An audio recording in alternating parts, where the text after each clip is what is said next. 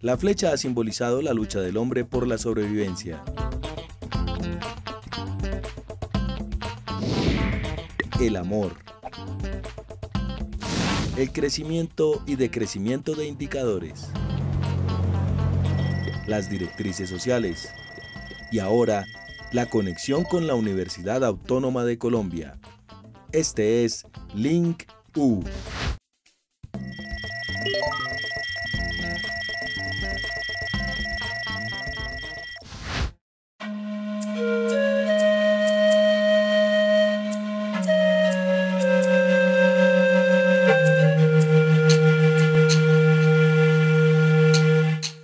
Los hechos, los pobladores y los lugares que hacen parte de la historia de Colombia merecen ser visitados, reconocidos y revisados desde diferentes ángulos. Un fragmento importante de esta se encuentra en el departamento de Boyacá. En un recorrido de 2 días, la teoría se enfrentó con otras visiones y los estudiantes complementaron su posición sobre esos acontecimientos que quizás en las pocas clases de historia de la secundaria pasaron de forma somera. Con la compañía de un periodista amante de la historia, quien se ha dedicado a investigar en el conocido puente de Boyacá, fue la primera parada. Para mi concepto, hay 9 antecedentes antes de la campaña libertadora. 9 hechos que marcaron todo el proceso de independencia de América, no solo de Colombia. Y esos hechos arrancan el 20 de agosto de 1537. Muchas personas creen que nuestros indígenas, nuestros hermanos mayores, no lucharon contra los españoles y se lo hicieron. En el puente de Boyacá, el altar de la patria, el sitio representa el nacimiento de Colombia. El nacimiento de Colombia militarmente, porque políticamente es el 17 de diciembre de 1819 cuando se aprueba la ley fundamental donde se le da el nombre del país. Pero militarmente Colombia nace acá, en el puente de Boyacá. El pasado, el presente y un futuro que se debe construir participativamente están relacionados. Lastimosamente, la sociedad se inclina más al olvido de la memoria histórica. La misión de los futuros historiadores es no solo mantenerlos vivos, sino analizarlos, permitir que se aprenda de ellos, seguir excavando los documentos de las turbulentas batallas que llevaron a la libertad e independencia de la nación, la edificación de cultura y de historias de vida. Solo así se puede ver a través del tiempo y planear un mejor país. Bueno, pues pienso que este tipo de salidas es muy importante, pues debido a que pues es otra perspectiva acerca de la historia, ¿no? No es un poco algo más, ya no son los libros los que uno consulta, sino ya es los espacios en donde acontecen este tipo de hechos. Y pues es importante conocer esos espacios, mirar su geografía, también escuchar a la gente pues, que vive por estos lados, escuchar esas versiones, ¿sí? Hasta dónde, qué se sabe de la historia que se escribe, qué no se sabe, cuáles son las cosas que se desmienten, bueno, las críticas, pues todo esto nos puede llevar a debate. Y yo creo que este tipo de salidas, confrontándolas con los textos, pues sirven de mucho para dar una idea de lo que ha pasado, ¿no? Bueno, el aporte es muy grande. Estos espacios considero que son espacios que funcionan como activos de la memoria, que suscitan problematizar el pasado, sobre todo que suscitan preguntas sobre nuestra historia, sobre la construcción que se ha venido haciendo a través de los últimos años sobre los procesos históricos, sobre los hechos históricos. Creo que eso es un punto importante que repercute y que aporta la carrera, es decir, la problematización y el formar de cierta manera debates y poder cuestionar también la historia y a partir de eso construir. Íconos como el caballo y el puente de Boyacá se inmortalizaron en libros, esculturas y leyendas. Con su mucha o poca incidencia en la historia, se les recuerda. Otros han quedado invisibilizados y poco se conoce de ellos.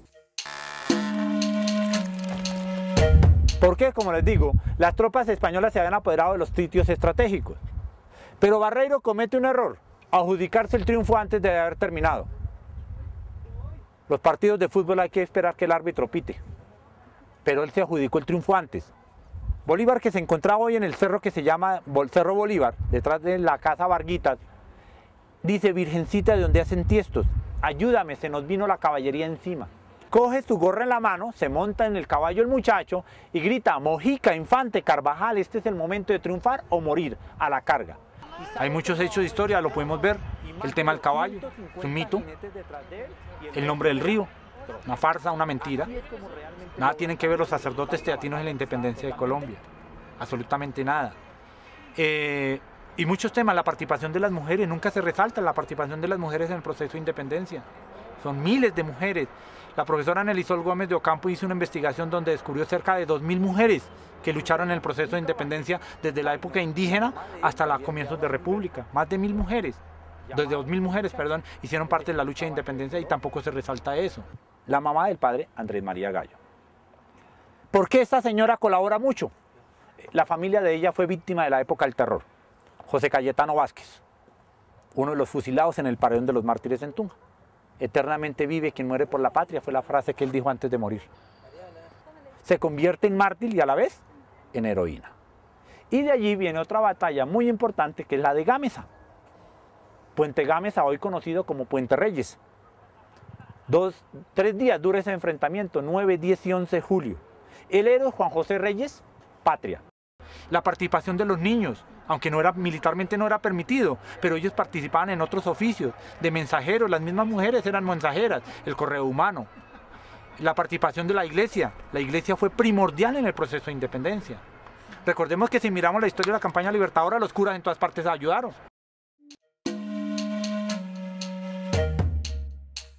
Luego de casi 2 horas de deleite con cada historia que revivía el trote de los caballos, el tumulto de soldados combatientes, el cansancio y los pobladores que aguardaban para unirse como fuerza en pie de lucha, el recorrido siguió hacia la Ciudad del Sol, Sogamoso, nombre dado por los muiscas. Allí la cita era en la vereda de Monquirá, en el Museo Arqueológico Eliezer Silva Celis.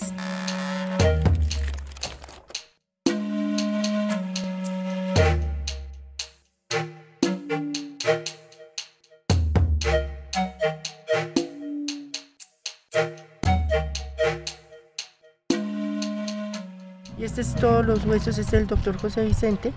Ay, José Vicente vino. Él fue el que la excavó. Ah. Y están allá en la parte de atrás, es esto que es el laboratorio. Acá están los restos óseos que se encontraron de acá. Digamos, generalmente, acá, o sea, toda esta área fue asentamiento muisca de la antigua Suamox. Sí. Desde la pilita más o menos que ustedes vieron, toda esta parte que era la vereda de Monquirá, que era la parte alta. Sí.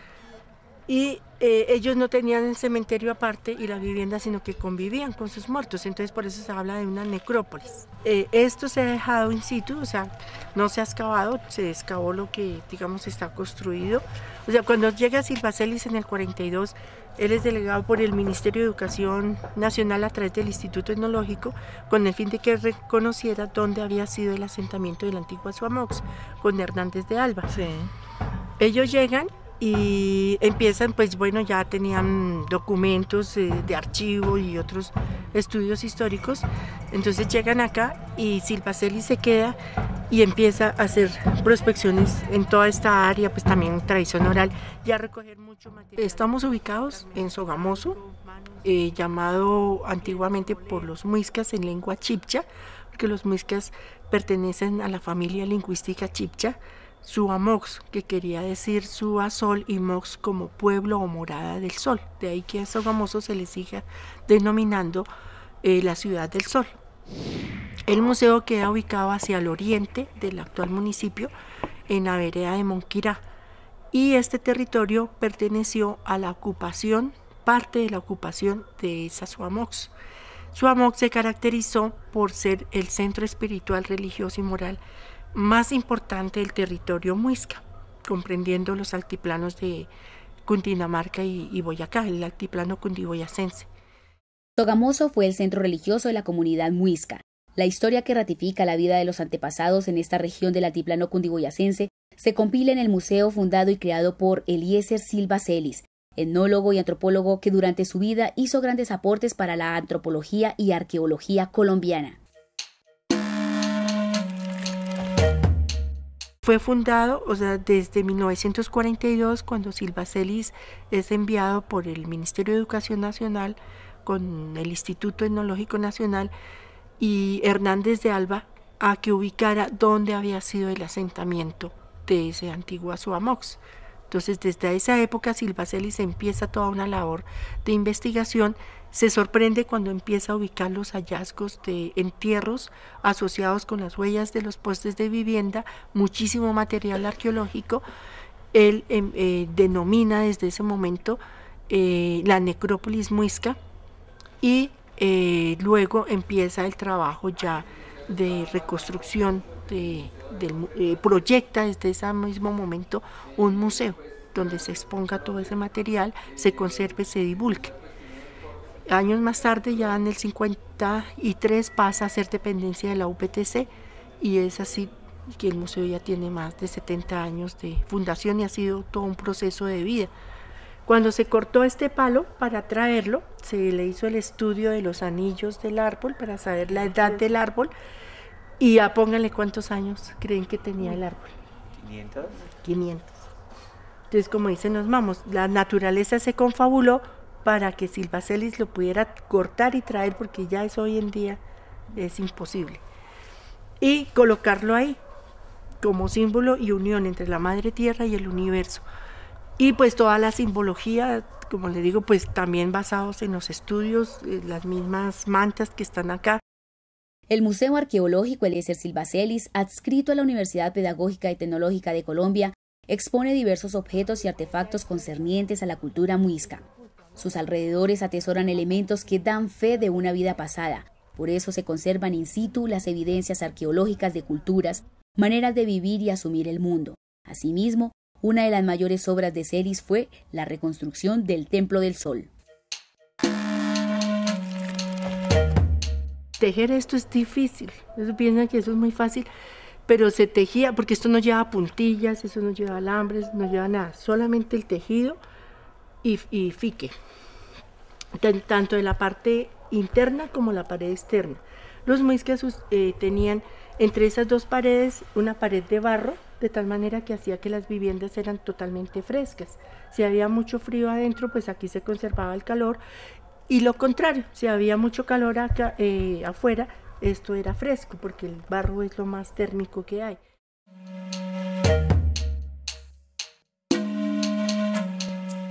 Extasiados y recargados de energía, respetuosos con la madre tierra, agradecidos por tan magno aporte y conocimiento, el recorrido continuó hacia Tópaga, tierra de indios y escenario de combate entre los españoles y las tropas de Simón Bolívar.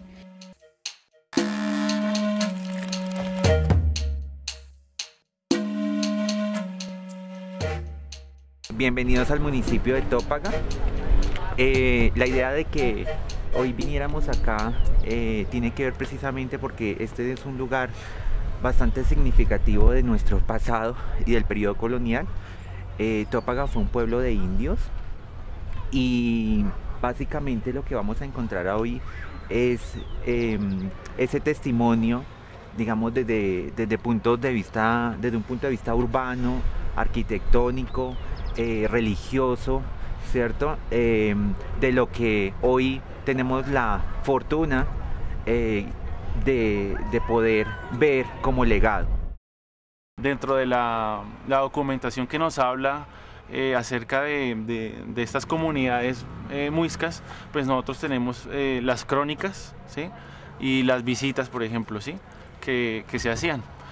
En estas visitas, pues, no solamente se interrogaba al encomendero, sino muchas veces a los caciques o capitanes, para saber en qué Nos acompañan en esta visita estudiantes de cuarto semestre, pero también invitamos a 2 estudiantes que ya están haciendo su monografía de investigación como opción de grado, es decir, son estudiantes de 8º semestre. Ellos tenían la tarea un poco de compartir con sus estudiantes y profesores los avances de sus investigaciones, por ejemplo, en el tema Leonardo, el caso de Leonardo, Cristancho en el tema de pueblos de indios, capillas doctrineras. Él está trabajando en Sutatausa. El otro estudiante, Óscar Londoño, también está finalizando su monografía de grado en el tema de la devoción religiosa en el periodo colonial frente a, digamos, las imágenes, por ejemplo, de los de los ángeles, a toda la iconografía colonial que fue difundida por la Iglesia Católica para el proceso de evangelización. Generalmente lo que primero se construía era la iglesia o la capilla en su defecto. En este caso tenemos la dicha de encontrar pues la iglesia y todavía nos quedan una de las capillas posas, porque generalmente, digamos, para ese proceso de adoctrinamiento a los indígenas, pues era necesario llevar todo como unas etapas precisamente dentro de ese proceso. El municipio de Tópaga es conocido por la riqueza y el patrimonio cultural de sus capillas e iglesia. María Isabel Gómez, arquitecta e investigadora, lo corrobora. Trabajé en el Instituto Colombiano de Cultura y en el Ministerio de Cultura. En esa época, dentro de los programas que tenía la institución, estaba la de realizar del inventario, digamos, de obras de la colonia, el siglo XIX, etcétera, que tuvieran un valor patrimonial importante. Y entre esos estaba pues muchísimos municipios de Boyacá, entre ellos Monguí y Tópaga, a donde vinimos expresamente a hacer el inventario de la colección tanto del claustro de Monguí como de los bienes muebles que pudieran existir aquí dentro de las iglesias, dentro de la iglesia de Tópaga. Se encuentran generalmente pinturas de la época colonial. En esta zona vamos a encontrar en muchas de las iglesias importantes obras de Gregorio Vázquez de Arce y Ceballos, quien pintó principalmente como en la zona de Turmequé. Uno de los pintores más importantes de la época colonial. Vamos a encontrar mobiliario, vamos a encontrar objetos de culto, seguramente puede haber los copones, muchos de los elementos utilizados para el culto religioso. También seguramente podemos encontrar documentos, que también lo había, libros que había normalmente en las parroquias, también esculturas de madera, objetos como los retablos, digamos que eran elementos muy importantes dentro del culto, en donde podíamos encontrar pinturas, podíamos encontrar imágenes religiosas, pero también podíamos encontrar otros elementos como las mesas de altar, o sea, como los copones, como los hostiarios, o sea, muchos elementos que formaban parte de todo ese patrimonio con que las iglesias se fueron dotando poco a poco.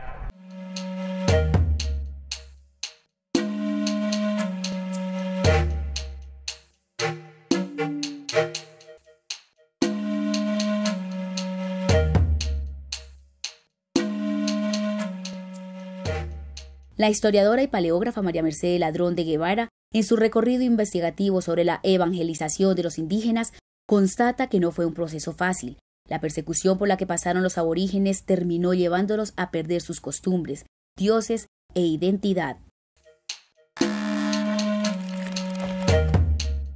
Era un proceso difícil que el español llega a imponer y le quita las costumbres, y es un proceso que viene dándose lentamente para que el indígena acepte la religión católica, acepte ser cristianizado, digamos, y empiece a aprender también la lengua, ¿no?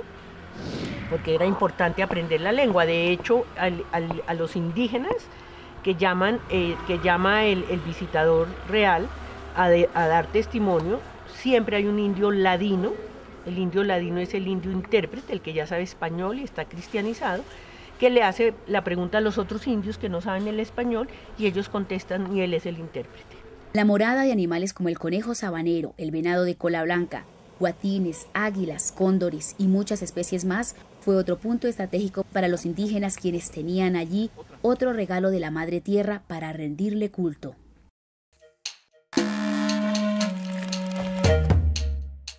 Nos encontramos en el páramo de Ocetá, en un sitio denominado la Laguna Negra. Para los pueblos de nuestros hermanos mayores, toda la parte de naturaleza, la madre tierra. Todo ello es alrededor de la madre tierra, la fertilidad. En el mes de septiembre en la ciudad de Tunja se realizaba una fiesta, se llamaba la fiesta de la cosecha, dedicada a las mujeres y a la tierra, a la madre tierra. La parte de procreación. ¿Por qué?